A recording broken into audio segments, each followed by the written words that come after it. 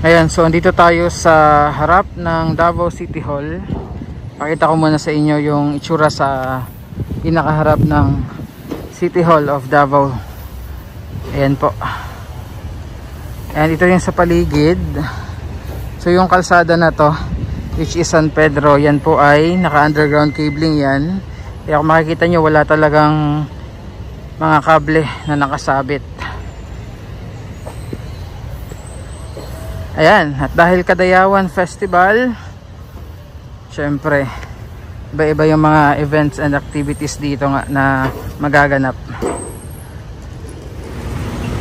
So yes po, magandang araw and welcome sa ating video dito po sa Davao City. So today po ang opening ng Kadayawan Festival 2024 dito po sa may Magsaysay Park.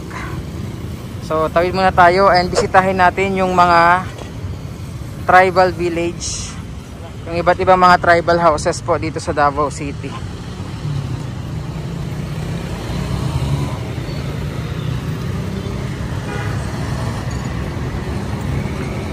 Tapos ito yung sikat na pilihan ng mga prutas, Magsaysay fruit stand dito sa Davao City.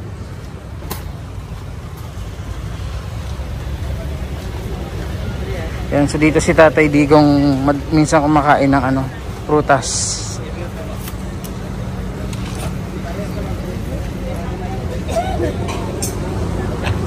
Medyo mahal pa sa ngayon yung durian. Galing kami sa Bangkerohan no, nasa 150 pesos pa per kilo. Pero yung mangosteen nasa 60 pesos na lang no, yung kilo. Ayan. Daming prutas. Mangosteen, rambutan, marang, durian, lansones. So yan talaga yung mga prutas pag Kadayawan Festival. So mamayang hapon yung opening, alas 3 po no. Yan. So dito na tayo sa loob ng Magsaysay Park Tribal Village.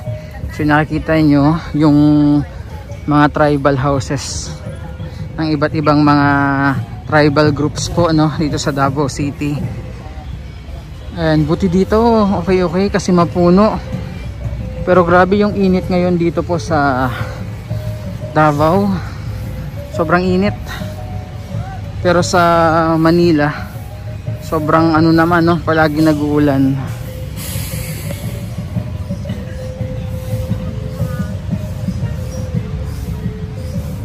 So let's start with dito sa Bagobo, Tagabawa tribe. Ito yung tribal house nila dito. Syempre with picture pa yan no, ni VP Inday Sara. Ayan.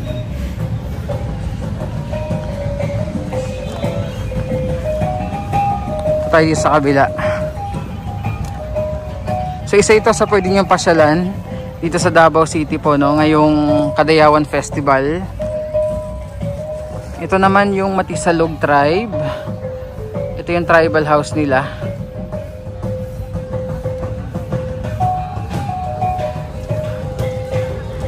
Then Obo Manobo tribe. Ito po.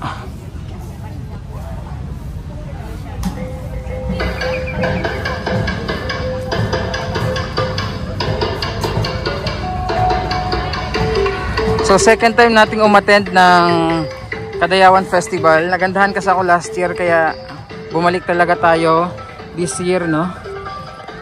39th Kadayawan Festival. And tingnan niyo naman oh. May mga upuan pa sila dito na gawa. Hindi ko alam kung saan gawa ito. Ito Ata tribe. And marami rin kayo mga mabibili dito no, ng mga products gawa nila. Ito Bagobo Klata.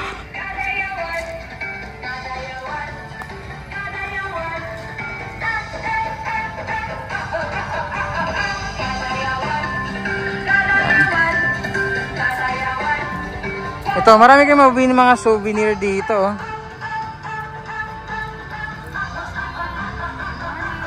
Morning po. keychain ng mga durian and kakao. Dito naman tayo sa kabila, Tausug Tribe. Ito tayo sa loob. Yan, gaganda ng mga tribal houses nila dito. And maliban doon, napaka makulay. Ayan o. Ito naman ay Maguindanaoan.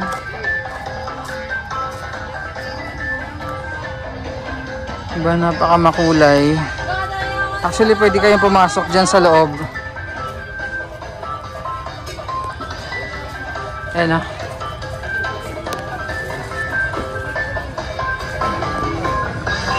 Dito tayo. So dito naman yung Bangsa Iranon tribe. Ayan. Pwede kayong umakyat dyan sa loob para makita.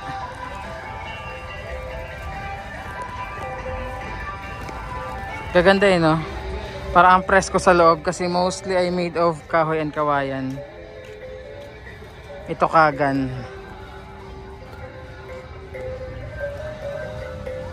Kagan tribe, o di ba?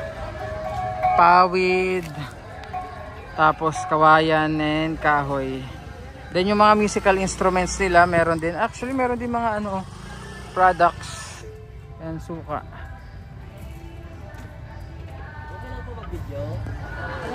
Pati yung mga foods and delicacies nila, no? Meron din dito kayong makikita dito. Ayan, Bangsa Kagan. And kita nyo naman, napaka makulay. Sama tribe. Bangsa Sama. Ayan.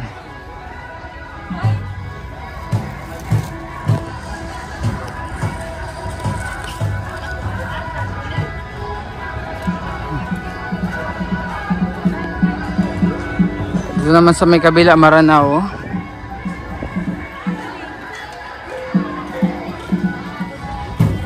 Napaka makulay na festival nila dito sa Davao City. So yan yung Kadayawan Festival nila dito. And syempre, sasarap din ng mga prutas. So dito merong mga ano, bibili kayo ng mga products. Ayan, mga malong sarong. Dito ako nakabili last year, no, ng mga malong sarong. Ayan sa loob.